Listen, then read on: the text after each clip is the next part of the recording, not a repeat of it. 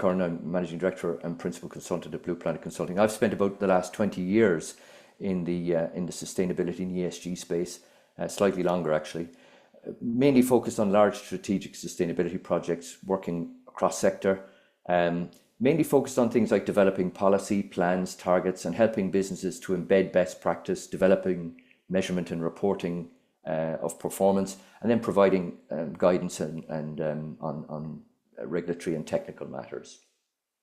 What we'll cover today is a high-level background to the sort of sustainability landscape. So the what's happening out there, what's driving the stuff we're seeing around things like CSRD, more specifically the CSRD itself and the background to it, and what it looks like in terms of business implementing it, and then some work around strategy and planning. So how do we prepare ourselves for CSRD?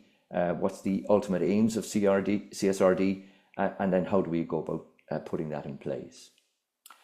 I think before we start, it's worth looking at the sort of macro issues to do with sustainability today. And there are many, but I've highlighted 5 here. Certainly, everybody recognizes that we're in the midst of a large climate crisis, and that the efforts that we're making remain insufficient really to turn the tide on global warming.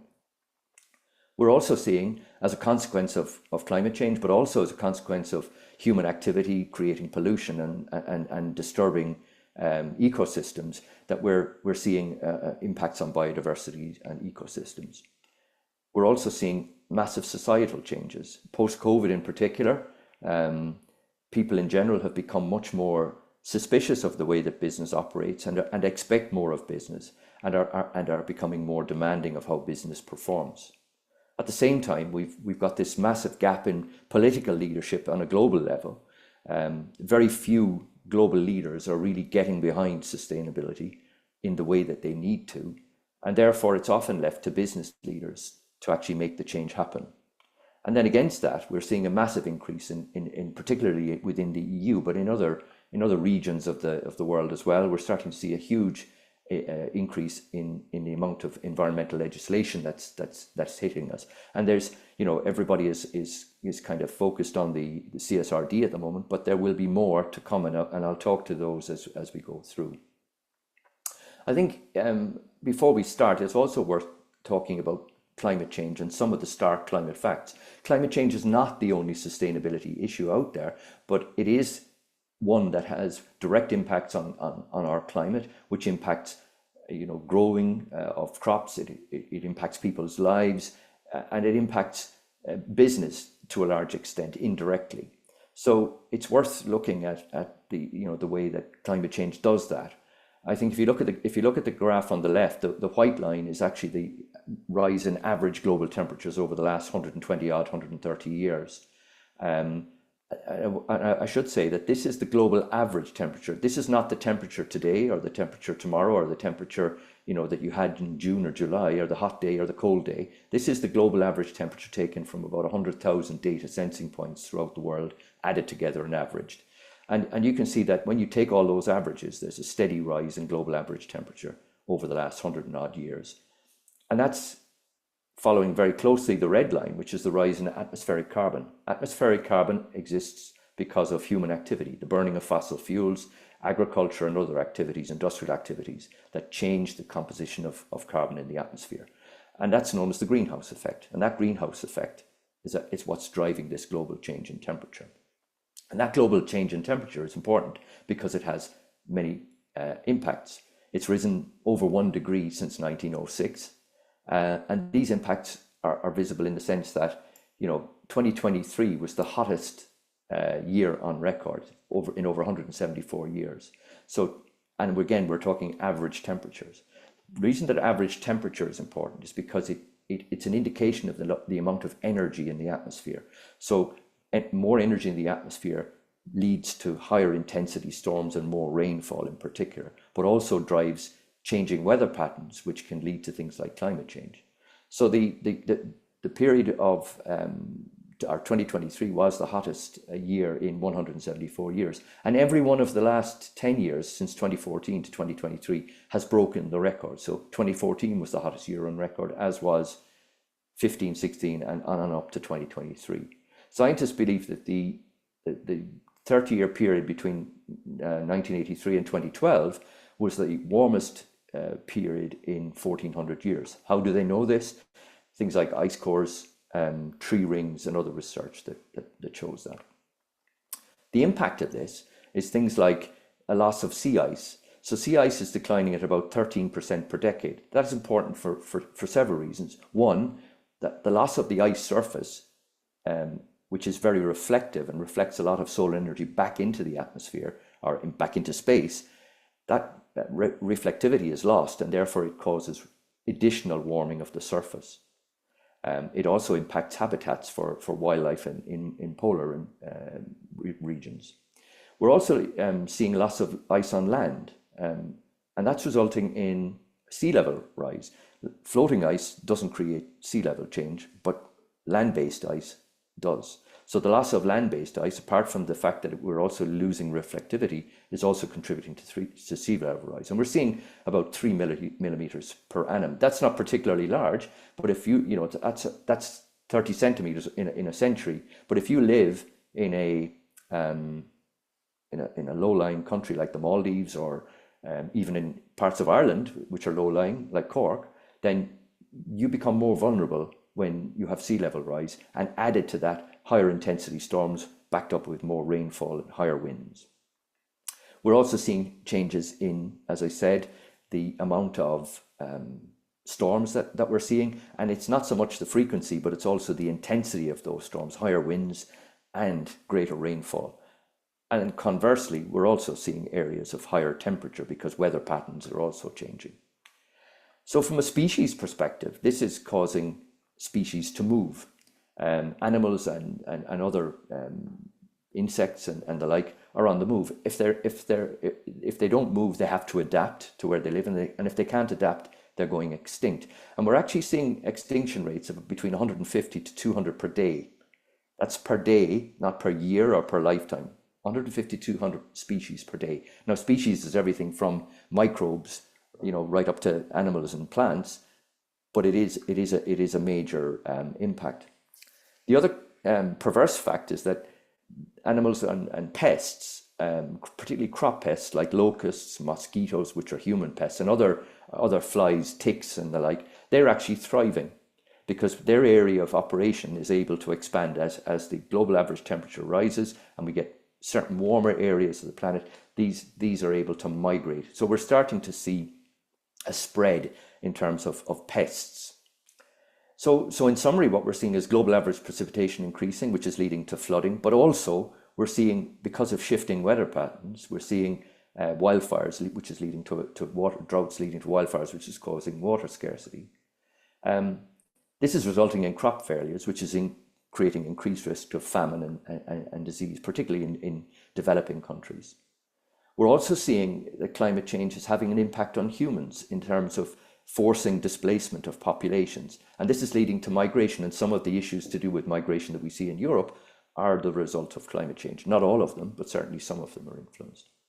And then we're also seeing increased conflict, because as weather patterns change and resource availability of water in particular changes, we're starting to see conflict. And we're seeing this now with Egypt and the Sudan over access to the Nile and water levels on the Nile. So that's the sort of high-level view of climate change. When you consider that the world is already under stress, we now need to look ahead a number of years. So over the next 25 years, we can expect around a 25% increase in global population. Population of the world reached about 8 billion in 2022, and it's expected to reach 10 billion by 2050. So we have a world that's already under stress, and now we're going to increase the population by 25% over the next 25 years. And the expectations that we're likely to see a 50% increase in demand for food production and energy, and also a 40% increase for water and for transport. And you might ask, well, why, if the population is increasing by 25%, are we seeing such large increases in demand? And one of the factors here is actually the emergence of a new middle class, the emergence of a new middle class. So as former developing countries like China are moving and becoming wealthier, there's a growth in a middle class, and wealthier people consume more. So they want to live in apartments, they want to have a car, they want to consume better diets, and all of this is creating stress on an already stressed planet. And to put this in a stark contrast, this is an Oxfam graph which shows that the 10% richest people in the world, and we're not talking about Elon Musk and his colleagues, we're talking about us, because we are part of the richest nations in the world. So the richest nations consume half of the world's resources, while the poorest 50% of the world only consume 10% of the world's resources. So when you hear people talking about, population growth in the context of controlling resource use, in actual fact, the major impact comes from developed, wealthier countries. Poor countries with large populations sometimes actually consume very small resources. And this resource consumption, as is all resource consumption, contributes to emissions, and those emissions ultimately drive global warming and climate change. So the responsibility is certainly with wealthier nations. So sustainability has become an issue now for every stakeholder or every business, and it's usually as a result of scrutiny by stakeholders that businesses start to embrace sustainability. And who are those stakeholders? So certainly investors, investment funds, banks, insurance companies, your customers, your corporate customers, all of these want to know about your sustainability activities and your risks, the risks associated. From a customer point of view, they want to know that the businesses that they're doing business with, have strong values and are doing the right thing. Investors, lenders, and insurers want to know that, their risk is managed and that they're not going to lose out financially in the event that the business suffers something to do with climate change. Similarly, regulators, NGOs are very interested in sustainability. We're seeing huge amounts of new legislation, but also NGOs are putting greater pressure on business as well, particularly those that operate in the business to consumer space. Employees are very interested in knowing what their employers are doing. They want to be part of businesses that are doing the right thing. They want to work for businesses that do the right thing. So we see it as a talent retainer, but also an attractor of talent. And then society at large, they judge businesses very hard if they do the wrong thing. The expectation is that businesses do the right thing. Consumers don't want to think too much about what you are doing. They want to be assured that you are doing the right thing, and they want you to do the thinking for them. So in a sense, we're seeing four major trends around stakeholders. One is scrutiny, a greater degree of scrutiny around what businesses are doing, looking under the hood and making sure that businesses are doing the right thing. Stakeholders are demanding greater transparency, so they want to know exactly what you're doing. They also want it to be authentic, so they don't want to hear that you're doing all these nice programs and it all sounds good. They want to see real action and they want to see measurable results. And then there's this concept of dependency, which is very much in the realm of business to business. So if large corporate customers of yours who have themselves ambitions around sustainability realize that for them to achieve their goals, they need you as a supplier, aligned with those requirements. So this is why a lot of very large businesses now are putting a lot of pressure on their corporate customers, or their corporate suppliers rather, to deliver. And businesses must be able to demonstrate clear evidence of meaningful action or risk being accused of greenwashing. And for those of you who don't know the term greenwashing, it's really where businesses talk about sustainability, but really don't do a whole lot in reality. So that leads us on to regulation. And no discussion about regulation is complete without mention of the EU Green Deal, which is the EU's agenda for sustainable growth. And it aims to improve the health and well-being of citizens right across Europe. It touches every aspect of our lives now, from the air we breathe to the energy we consume, the buildings we live in, the food we eat, how we travel, our industry, the products we use and how long they last. Also how we're employed and the security of our jobs. And ultimately how you turn the EU into a global powerhouse without negative impacts. And the European Green Deal aims to transform the EU into a modern, resource-efficient and competitive economy. And it does this by ensuring that there will be no net emissions of greenhouse gases by 2050, that economic growth is decoupled from resource use. And this is important because up until now, growth globally has been predicated on, free use of fossil fuels in particular, and energy and resources. And there's a realization that for us to continue sustainably, we need to decouple that. So in other words, we need to continue to grow, but we need to reduce our dependence on resources. And then the concept known as, sometimes you'll hear it called the just transition. As the EU evolves, certain jobs and certain activities will fade out. And it's important that individuals, employees or citizens of the EU and regions of the EU are not negatively impacted and are helped to transform in the event that the EU evolves. So out of the EU Green Deal is the Corporate Sustainability Reporting Directive, and it is the largest single transformation in corporate reporting in over 25 years. It's akin essentially to the introduction of a whole new set of accounting standards, and it would bring profound changes to corporate reporting requirements. It's extremely detailed, and there's a lot of information required. Currently, around 11,000 businesses that are already in scope for the non-financial reporting directive are working through their data requirements for 2024, and they'll be expected to report next year. From 2025, we'll see gradual increase in the numbers of businesses that are being brought into scope, and upwards of 50,000 businesses across Europe.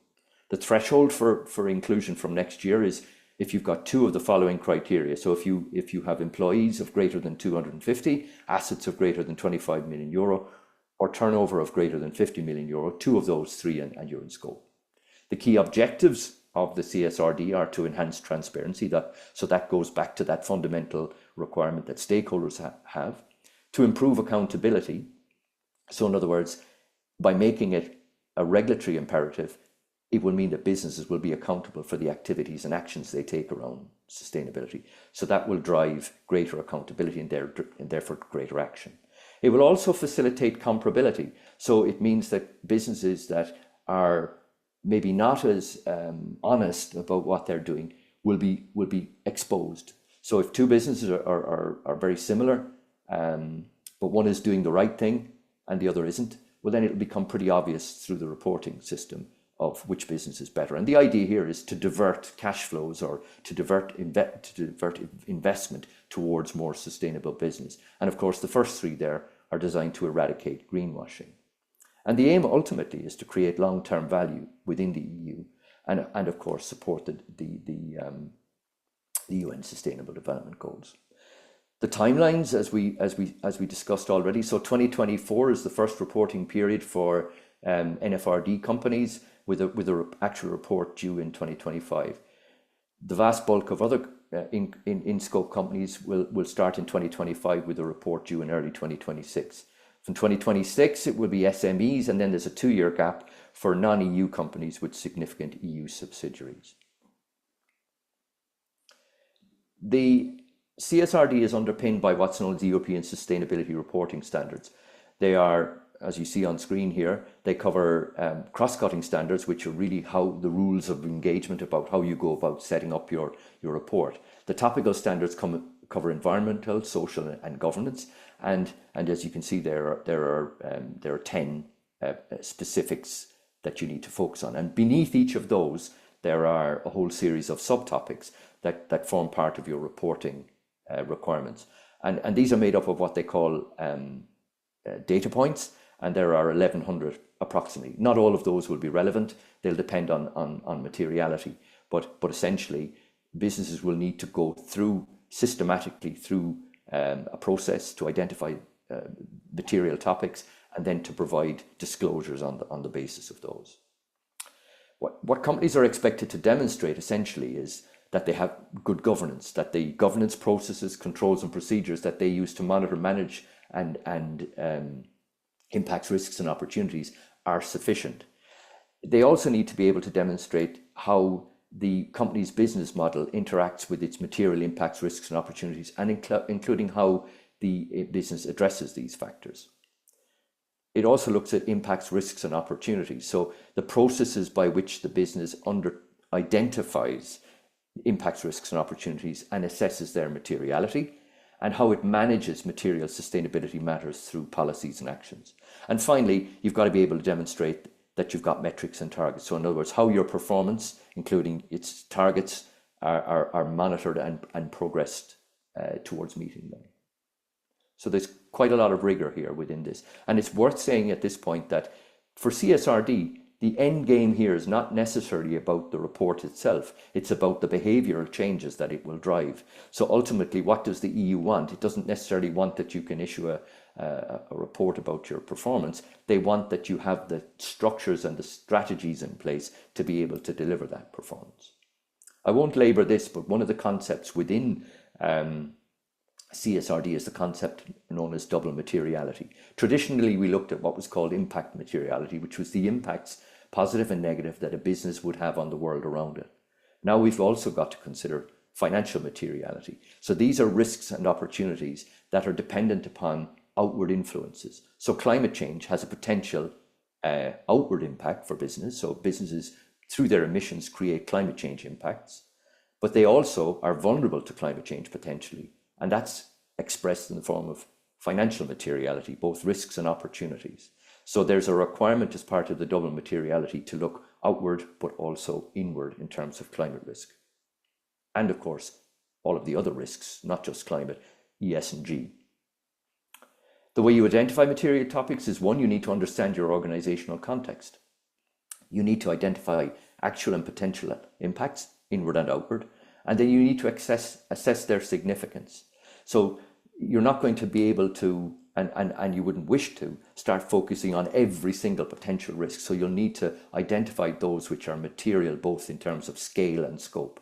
And you do this by engaging with your stakeholders. Stakeholders are very important in the whole process, and CSRD requires that you involve your stakeholders. But you can also use your own expertise or external experts to be able to refine your thinking here. In engaging with your stakeholders, who are they? So you need to look at your shareholders, investors and lenders and insurers. These are important stakeholders. Your own board of directors and executive leadership, again, part of your stakeholder group. Your employees and their labor organizations, your customers and consumers, communities, NGOs and civil society, suppliers and supply chain partners and their workers. This is becoming much more prominent now, and there's future legislation coming down the tracks around monitoring and managing of supplier labor risks. And then regulators and government bodies. And effective engagement and collaboration with stakeholders is crucial if you're to achieve sustainable outcomes. Now, I've listed off already some of the requirements here, but the current structure of CSRD is what we call sector agnostic. So every business will have to comply. And EFRAG, the European Financial Regulatory Advisory Group or Reporting Advisory Group, is very much focused currently on getting CSRD across the line. But they are looking at developing future sector-specific standards. So if you work in any of the areas there in those tiles, so coal production, quarrying and mining, road freight, agriculture and fisheries, motor vehicle manufacturing, energy production and utilities, food and beverage, or textiles, etc., then it is likely that there will be additional indicators or disclosures that you will have to make out into the future. There's no timeline at this point, but it's something to watch. Again, this is quite a busy slide, so apologies. Here, what are the key actions to prepare? You need to understand and familiarize yourself with the specific requirements of CSRD and how they apply either directly to you or indirectly through your in-scope customers. Remember that even if you are not specifically in scope yourself, some of your very large corporate customers will be. And we're already seeing that large businesses are saying to their suppliers, we know you're not in scope for this, but we will be requiring information from you. So this could impact you indirectly as opposed to directly. You need to assign overall responsibility for delivery and coordination of CSRD to a senior manager and establish a project team and delivery plan. This will not happen organically, and it's extremely complicated, and there's a lot of resource and time needed. So you will need to ensure that it's properly managed. I suggest you review the ESRS data points and map the location of data and owners of that data within your organization and identify any gaps. And there's some really good guidance on efrag.org. So you can get lists of data points and you can also get guidance. You need to engage with your stakeholders and conduct a double materiality assessment for your business. And look at the ESG your sustainability ESG, and identify any gaps. You need to ensure that your current sustainability strategy, if you have one, aligns with CSRD requirements, including objectives, targets, and action plans for addressing all material impacts. If you don't have a sustainability strategy, that needs to be your priority. You will not be able to comply with CSRD unless you have a robust sustainability strategy. You need to develop robust data collection and reporting processes, internal controls, and clear team and individual responsibilities. There's a lot of data required here, and you need to be able to know and put your fingers on it to be able to perform the audit, but also to be able to report as required.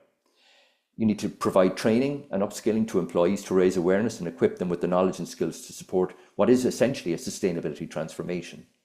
And then you need to collaborate with industry peers, partners, and share best practice and experience in implementing these initiatives and complying with CSRD. I can't emphasize enough how important it is to talk to your business network, because lots of businesses are experiencing this firsthand, and so there's already amount of information and knowledge already out there. So you may be able to short circuit some of the loops in this. As I said, it'll be very difficult to comply with CSRD if you don't have a sustainability strategy. And in terms of sustainability, it's really about a transformation process. So the EU wants businesses to develop sustainability transformation programs. And really, to do that, I've categorized it, and there are probably more intermediate steps here, but certainly you need to establish a baseline. What are you working from? What is your carbon footprint? What policies and stuff do you have in place? Once you know that, you need to develop policy, because policies set the tone for the business. They set the guardrails as far as how employees behave and ensure consistency. You then need to build an appropriate strategy, which is built upon double materiality. You need to implement plans, so you need to turn your strategy into plans, and then you need to be able to measure and report. The structure that I generally would recommend is something like you have a strategy. Out of that, you have clear goals, you have clear commitments based on those goals, and then you have a whole series of actions to deliver those commitments and upwards. Those need to be underpinned by robust, well-tested policies, and of course, KPIs and targets. If you don't have KPIs and targets, it would be very difficult to actually measure and manage your development. And in order to begin this transformation, it requires leadership. You need to set the tone from the top. This is not something that can be done by some subcommittee somewhere within the business. You need the CEO or the senior leader talking about sustainability and resourcing people to be able to do it. You need to ensure that your culture aligns with your values, beliefs, and behaviors, and with the policies and procedures and practices of the business. Engagement is important. You need to communicate to drive behavior change, supported by internal champions. And I can't emphasize that enough. You need to use the resources at your disposal within your business to try and drive this transformation once you've got a clear strategy in place. As far as talent goes, you need to either recruit or retrain people within the business who are passionate about sustainability. Oftentimes, it's easier to retrain good people than it is to recruit new people to the business. You need to upskill people. If you expect to conduct a sustainability transformation, well, then you need to help your employees to know what their role is in delivering that transformation. So you need to train employees on sustainability principles and practices and technologies. And then you need to collaborate, as I said, build on your pool of knowledge by working across your value chain. There's also a lot of good government supports and guidance out there to help you. And ultimately, you're looking to create a sustainability mindset and make sustainability part of everyone's role within your business. And this is key. If you compare it to something like safety, if you're running a business, you couldn't expect that nobody cares about safety and that it's only the safety officer's role. You would have safety issues. So that's why we train people for safety. And in the same way, we need to upskill and inform people around sustainability so we can get them to behave. And then that's underwritten by good policy so they know what they need to be doing. So ultimately, sustainability and ESG strategy will deliver a whole series of outcomes. And those outcomes are, one, that you will differentiate your business. What we see now a lot is that businesses are under pressure from suppliers, and ESG is starting to creep into tenders or contracts. So if you want to differentiate yourself from your competitors, then you need to integrate sustainability and ESG into your business.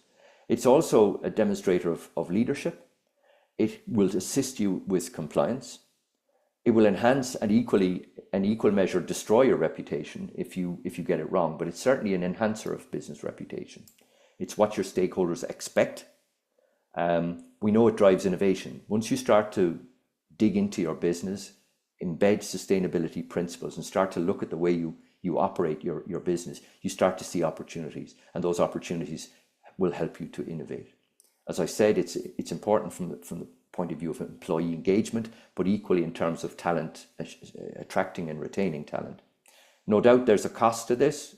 You don't get this for free, but very often, if you get it right and you focus in the right areas, you will also make a lot of savings, and those savings go to the bottom line and deliver profitability or assist with your profitability.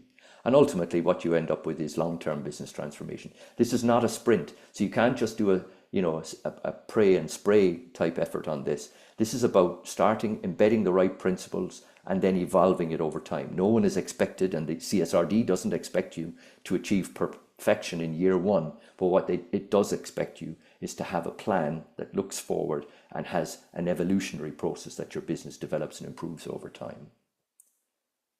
So that's me. I'm going to hand over to Michael now. Thank you very much.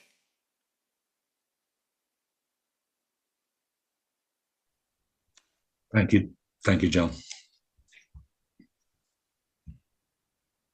Thanks, John. And good afternoon, everybody. So my name is Michael O'Shea. I'm the CEO and co-founder of Pulse.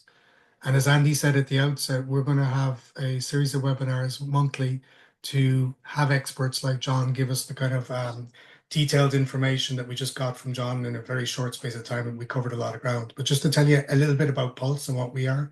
So we're an Irish-Scottish sustainability firm. We have a sustainability platform and a set of services around that. And that platform, basically, it's a sustainability platform. What does that mean? So like QuickBooks or Xero or Sage are for financial data, the place that a business stores them. Pulse is for non-financial data, for sustainability data. And our goal is for our clients to store it once and to use it many times in service of CSRD. John went through the 12 ESRSs, but also it can potentially be used for the same information or a lot of overlapping information for SECR, for CSTDD, to submit to EcoVadis, to prepare for and submit to B Corp. There's multitude of different reasons to use the same data, and basically the platform supports managing that data and organizing it in one place. One of the key features as well that we have, which John referred to earlier, I was taking notes, and he was talking about scrutiny and transparency and authentic, and we speak to all that because it's about preparing for audit, an auditable, organized set of data that can be given access to your auditor. But he mentioned dependency at the end, and that's all about engaging with your value chain, your more broadly or specifically your suppliers, to gather the data from them. And we have a module that allows you to go out in a safe, secure manner to gather primary data from your suppliers, from your customers, from your investments, from your partners. And then finally, just to, and move the slide along, excuse me. One of the key things that we're doing is around collaboration. So working with the services that we're supporting around the platform are what we like to refer to as cradle to grave, from training to sustainability, implementation, strategy development and implementation, to audit preparedness, and ultimately to the auditor. And we're working with sustainability consultants like John and the guys at Blue Planet. We're working with auditors who will be ultimately checking the information that's been prepared in order to be able to sign off on the annual statement, in order to provide that cradle to grave service around a platform that has that auditable and tracking capability, and that gives you ultimately the ability to monitor and to analyze as you go forward. So that's it from Pulse, or from me. What I'd like to do now is hand back to Andy and maybe have some Q&A if there's any for John and or Andy myself. Yeah. Sorry, we've one question here. John, could you speak a little on the auditors having to give an opinion? Initially limited assurance, but moving towards reasonable assurance under CSRD, and how they will approach this. Yeah, it's a good question, Andy, and thanks for the attendee that asked that. There's a lot of uncertainty about this at this point. Even when you look at some of the words that are used, they're talking about moving from limited assurance to reasonable assurance over time. So it doesn't even say over 5 years or 10 years or a year. There's a degree of uncertainty. The audit firms themselves will admit that they, I suppose, are trying to gear up for this. So I would imagine once the first cohort of reporters report in early next year, these are the very large firms, we learn a lot about the process from that exercise.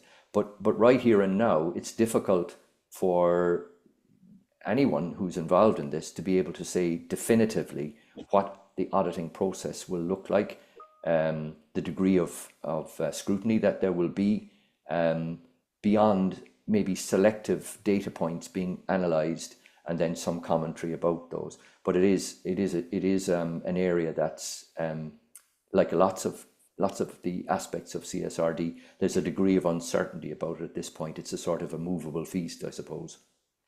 Yeah, and I think it's fair to say, John, as well, auditors are going to be in a situation where they need to be able to have access easily to the data that's required for CSRD.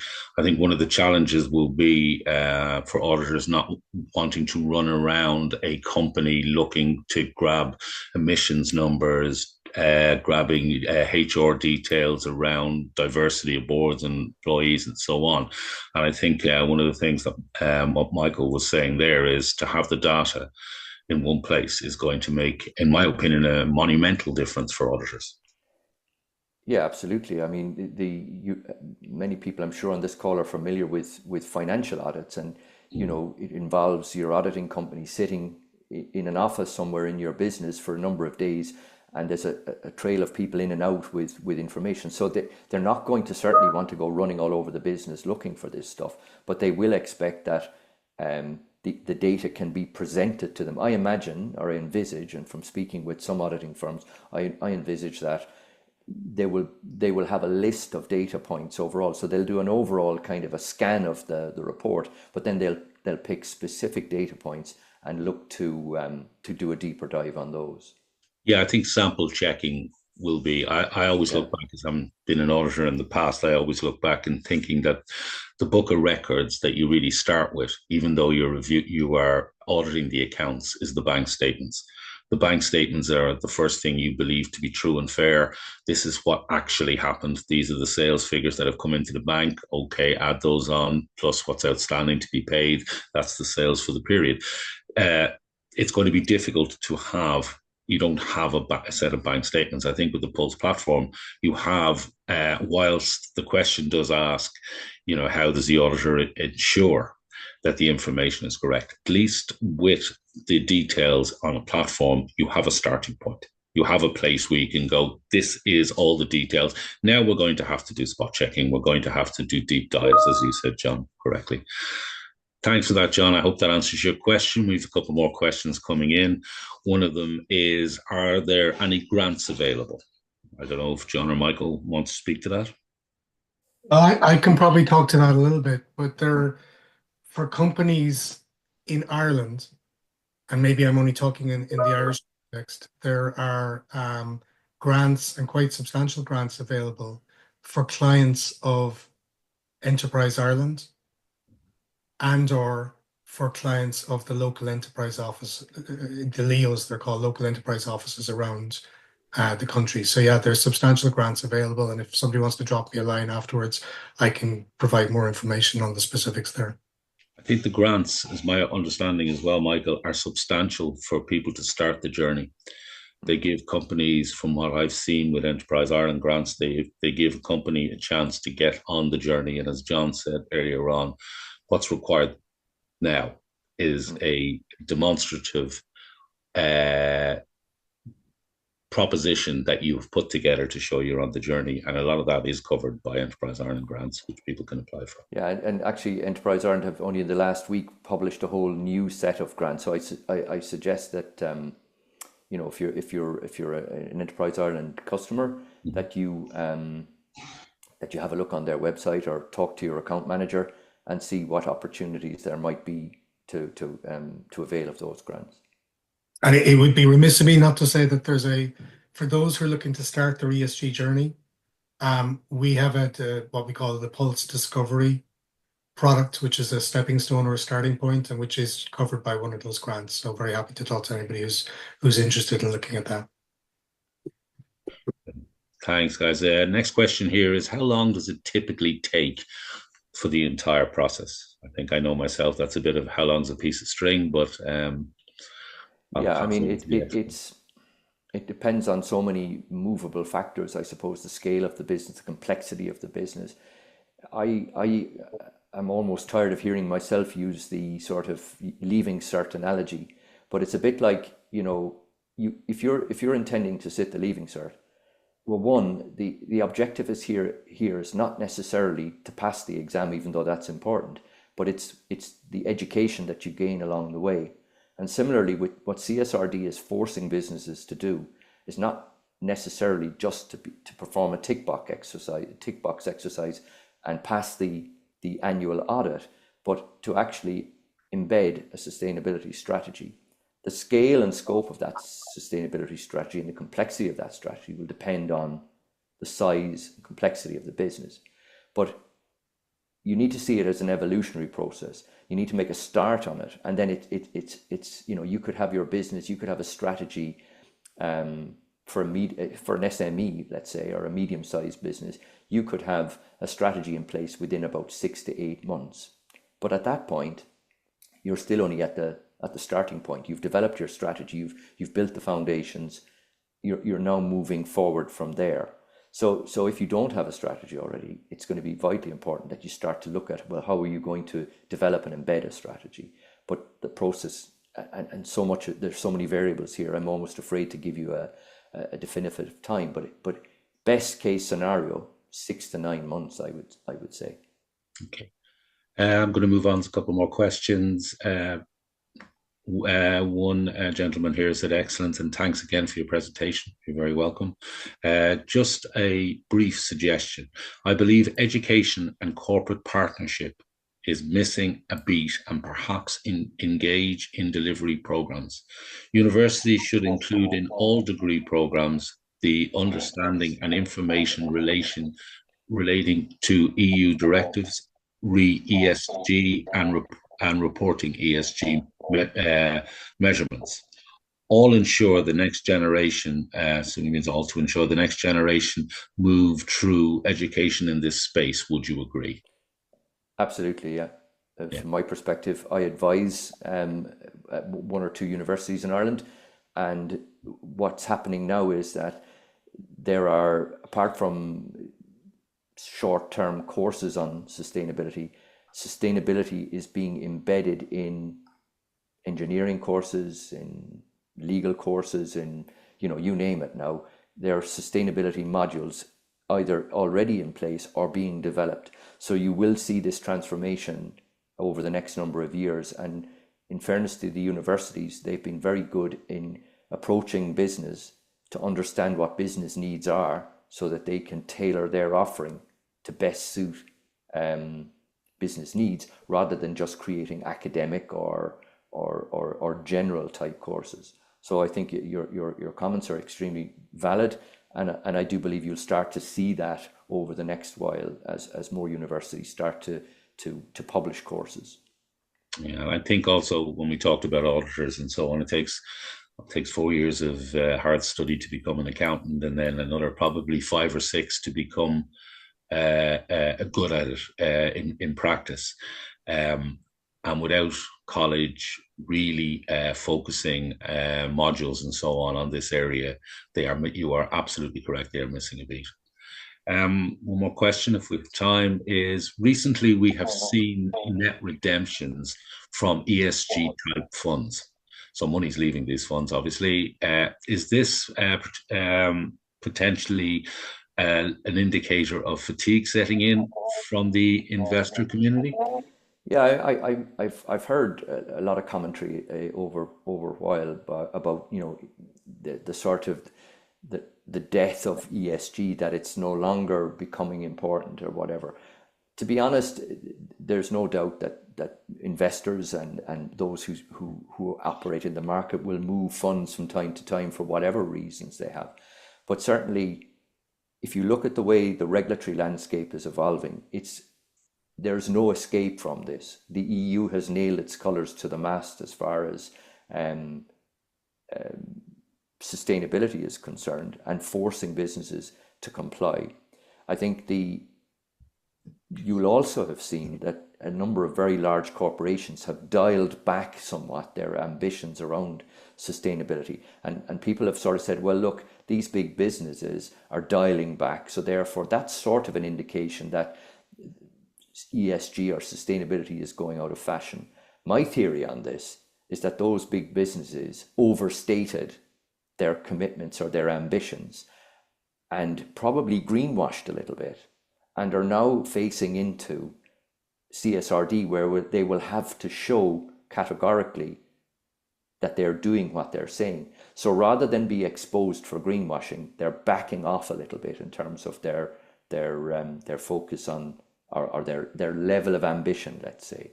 But there's certainly no doubt in my mind that the EU is serious about enforcing CSRD.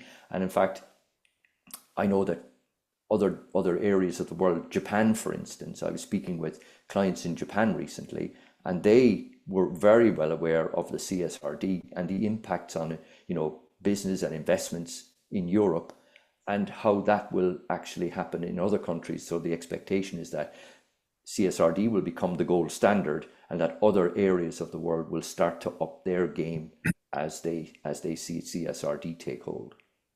Actually, I had a very similar conversation, John, with a partner in the US, and people talk in the same kind of vein as the question that was just asked there. What is the difference that the next president, the winner of the presidential election in the US, is going to make?